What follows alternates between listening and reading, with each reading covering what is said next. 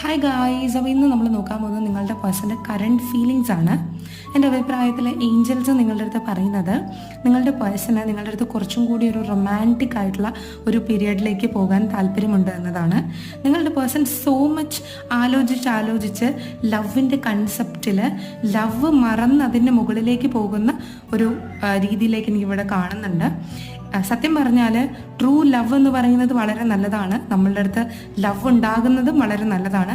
പക്ഷേ അൺറിയലിസ്റ്റിക് ആയിട്ടുള്ള, കാരണം ഒരിക്കലും ഒരു മനുഷ്യനിൽ ഇല്ലാത്ത രീതിയിലുള്ള അല്ലെങ്കിൽ മനുഷ്യന് കൊണ്ടുവരാൻ ബുദ്ധിമുട്ടുള്ള രീതിയിലുള്ള എക്സ്പെക്റ്റേഷൻസ് പലപ്പോഴും നിങ്ങളുടെ പാർട്ട്ണർ വയ്ക്കുന്നുണ്ട് എന്നതിൽ കാണുന്നുണ്ട്.